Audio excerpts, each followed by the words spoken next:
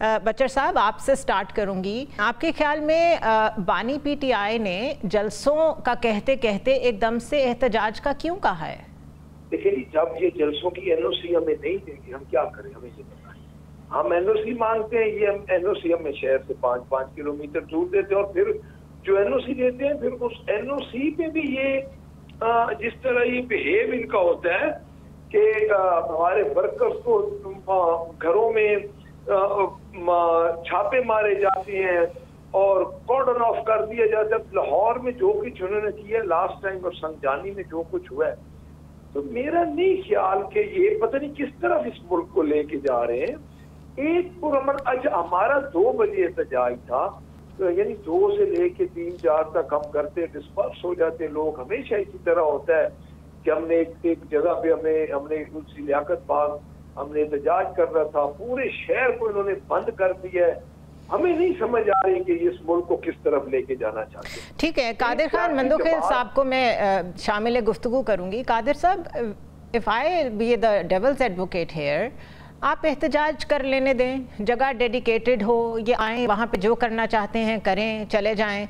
लेकिन पिछली दफ़ा जगह दे दी तो टाइम ऐसा रखा जिस टाइम तक जलसे जुलूस ख़त्म नहीं हो सकते। जिस तरीके से डील किया गया वो आपके सामने था।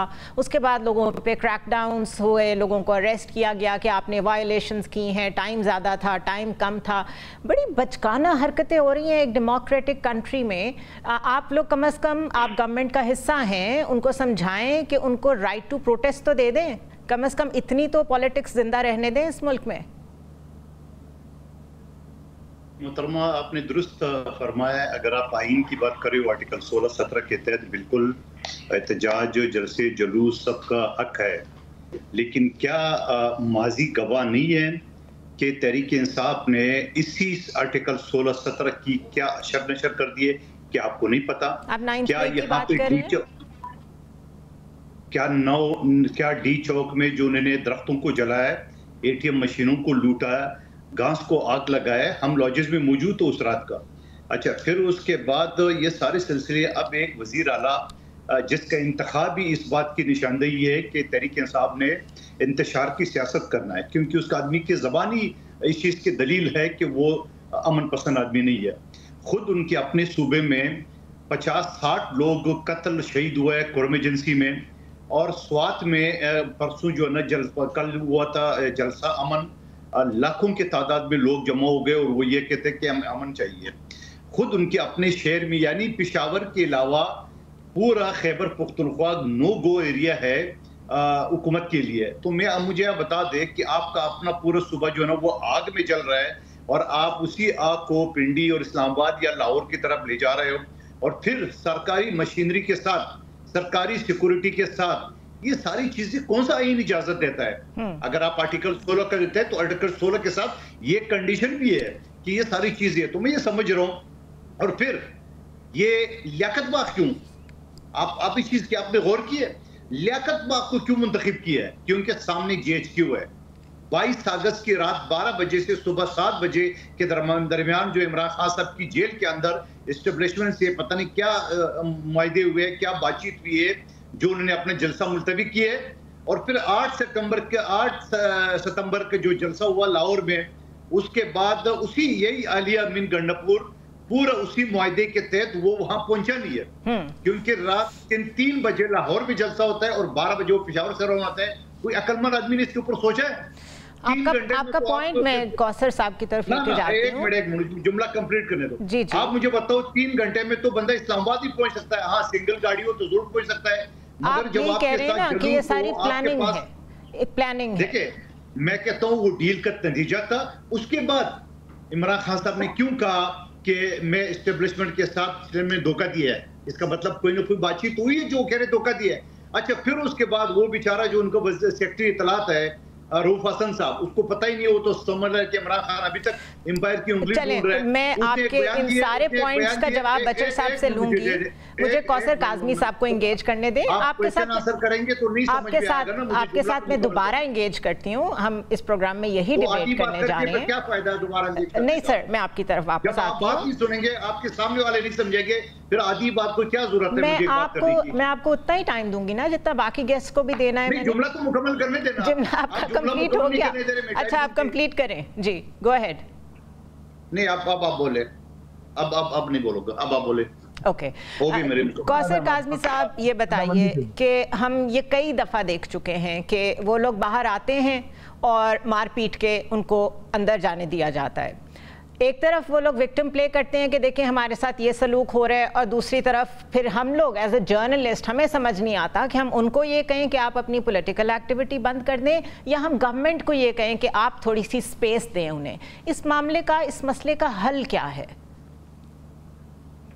बतौर साथी मेरी बहन, मैं आपको एक मशवरा दूंगा। आप जरा निकलें, आप जाएं जरा पिम्स में इस्लामाबाद में, आप जाएं जरा रावलपिंडी इंस्टीट्यूट ऑफ कार्डियोलॉजी में, आप जाएं इत्तेफाक हॉस्पिटल लाहौर में, शरीफ मेडिकल सिटी में आप जाएं। आप यकीन करें, आपको मोर देन 40% लोग केपी से मिलेंगे। इनका, क्योंकि वो हमारे लोग हैं, पाकिस्तानी हैं, हमें उनसे प्यार है।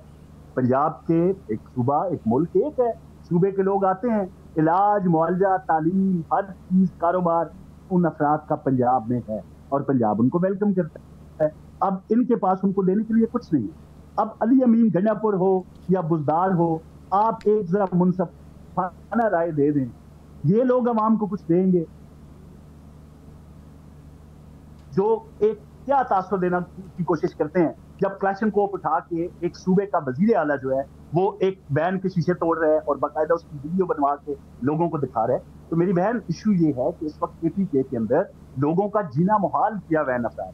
वहां पे उनको बेसिक जो सहूलियात है जिंदगी की वो मुयस्सर नहीं है। अमन और अमान का मामला है जिसकी रोकथाम के लिए कुछ नहीं कर रहे। जिन लोगों ने पाक फौज को वहां पे जानी माली नुकसान दिया था, ऑपरेशन रद्द फसाद की बात कर रहा हूँ, उसके बाद जितनी भी दहशतगर्दों को वहां से भगाया गया था, क्या आपको नहीं पता खान साहब उनको वापस ला के उन्होंने उनको सवात में और मालाकंड में बसाया था? हमारे पास ये मुसद्दका इत्तलात है, क्योंकि केपी के अवाम को तो इन्होंने किसी हाल का नहीं छोड़ा। वो तो किसी एहतजाज के काबिल भी नहीं है, जो उनकी जिंदगी जिस तरीके से चल रही है। तो एक शरपसंद अनासर का टोला, अली अमीन गंडापुर, जिसको किसी अखलाकियात की परवाह नहीं है, किस मुल्क की परवाह नहीं है, वो उनको साथ लेके चलता है। या ट्रैक्टर आ रहे हैं, क्रेन आ रहे हैं, सुबाई जो सरकारी मशीनरी है उसका इस्तेमाल किया जा रहा है। और आते ही आज इन्होंने क्या किया, पंजाब पुलिस पर शेलिंग बरसाई इन्होंने। क्या कोई मुजाहिरीन इतने तरबियत याफ्ता हो सकते हैं? मुजाहिरीन ने शेलिंग की है। आप चला सकते हैं शेलिंग? बाकायदा तौर पर पंजाब पुलिस पर शेलिंग का सामान वो हमरा लेके आए थे, और वो कोई तरबियत याफ्ता आदमी ही कर सकता है। तो मैं ये बरमला और मुसद्दका इत्तला आपको दे रहा हूँ कि ये इनके एहतजाज में शरपसंद अनासिर शामिल होते हैं। ये एक और सानिया 9 मई करना चाहते हैं। बचर साहब, आप सुन रहे हैं, जेल में आप रिस्पॉन्ड करना चाहेंगे इसको? बानी तहरीक के इंतजार, आप सुने, जो तहरीक के इंतजार को वेरी बात। जी कंप्लीट कर लें आप। नहीं, जरा प्लीज मुझे बोलने दें जी, फिर उनका रिस्पॉन्स जरूर दें। Go ahead.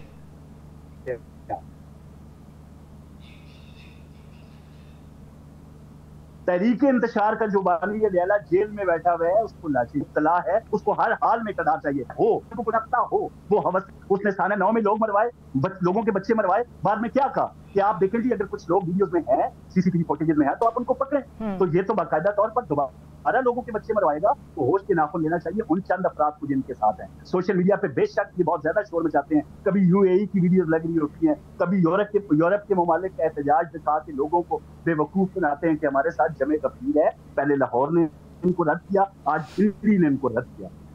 इसीलिए केपी से एक लश्करकशी की जाती है पंजाब पे, क्योंकि पंजाब तरक्की की राह पे गामजन है। मरियम नवाज साहिबा रोज एक नया मंसूबा दे रही हैं आवाम को, ठीक है, और ऐलान ठीक है, आपका पॉइंट आ गया।